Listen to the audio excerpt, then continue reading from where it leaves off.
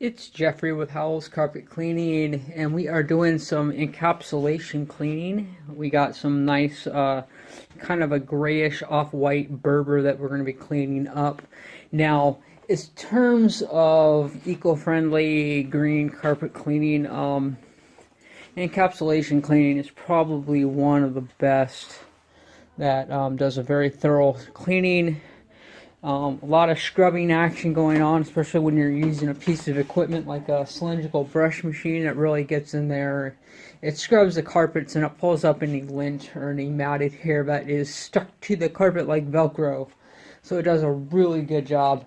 And then one of the benefits, we're in a basement today, and so one of the benefits to encapsulation cleaning is that it dries about 75% faster when compared to hot water extraction. So the carpeting gets a lot less wet. One of the benefits that it does is because you can see the Berber carpeting is not like your typical residential carpeting with long fibers, so the debris accumulation that occurs is not quite the same because there is really nowhere for abrasive debris to be lurking deep below, the carpet fibers, because if good vacuum gets, keeps 80-90% of that stuff out of the carpet anyhow. So in that case, encapsulation cleaning is an option that is extremely very thorough, very clean, very green. Sterilizes, sanitizes, deodorizes, does all the good stuff that hot water extraction does, except because we are scrubbing the surface of the carpeting, we're pretty much going surface deep because we don't have a whole bunch of fibers hidden underneath the surface that need to be cleaned as well. So we are scrubbing the surface, and because it's only surface deep, it only gets surface wet. And so when things only get surface wet, there's a lot less drying action that has to occur. So you're basically just drying from the top. There's usually, when you're doing a VOM style or low moisture style cleaning like what we're doing with the encapsulation, there's no wicking that can occur, and what wicking is when the top of the carpeting dries, but the down below is still wet. So what happens is that wetness moves back up towards the top, and that's what causes unwanted discoloration. And for stains to magically seem like they're appearing back is because they're waking up to the top. That's just basic physics and what happens. You can test it out by putting a drop of water in a corner of a piece of toilet paper or whatever, and you'll just see the that absorption just suck that moisture right throughout the paper, and that's exactly what your carpets are doing as they dry. So without further ado, I think I've talked enough here. I'm going to go ahead and begin pre-spraying the area that we're going to be working in. Right here, we're going to pay a little bit extra closer attention to here. There's a little bit of a leak, so we're just going to make sure that this all gets super sanitized. It does look very nice and clean down here, but we're going through and doing a sanitizer and getting everything awesome and smelling good. So yeah, that's the process. So if you're interested in a fast drying, quick drying, sanitizing option of cleaning your carpets where you're not having to wait hours to put furniture back down onto your carpeting and such, where you have small kids that like to roll around and play on the carpets, they can definitely be sanitized using encapsulation cleaning, and they are good to go.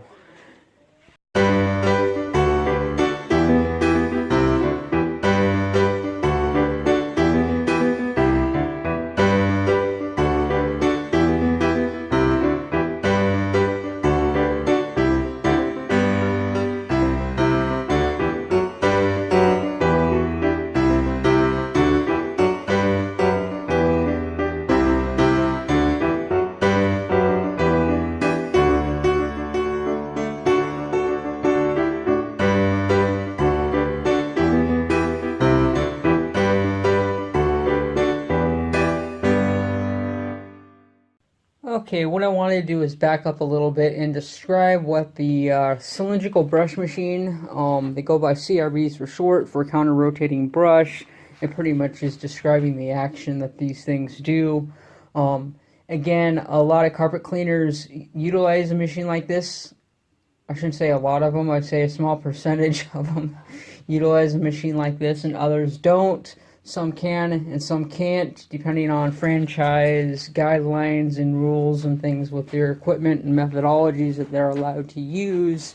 However, when you start looking at your owner-operated businesses and stuff that are basically from scratch, non-franchised, they are generally more innovative in the equipment that they use because they don't have any rules or guidelines dictating what they need to do, but they do go to other carpet cleaners and they talk amongst themselves and they figure out what is the best equipment to have on board their truck and what they want to use and what kind of carpets that they want to clean. So if you're hiring an owner-operator for commercial carpet cleaning and he does commercial carpet cleaner, chances are he's heads and shoulders above a lot of the franchise carpet cleaners that are out there, just because he's generally a little bit more educated and all that, and with the carpet cleaning, as well as having innovative equipment geared specifically towards commercial carpet cleaning or residential carpet cleaning, or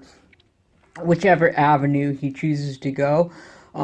Personally, for myself, I do both commercial and residential. However, I would say 90% of my customers are residential, and then leave about 10% that I normally do regular for commercial. So as far as a portfolio goes, that's how it is. However, I'm well versed in both commercial and residential carpet cleaning. I've got specific equipment and cleaning products for both scenarios that you're dealing with there. So let's take a look at the CRB. The first thing that you will notice is that we have two axle rods coming off on the side there. I just point that out because when you see this blue brush, the two axle rods indicates that there's two brushes under there. So they are actually counter rotating from each other.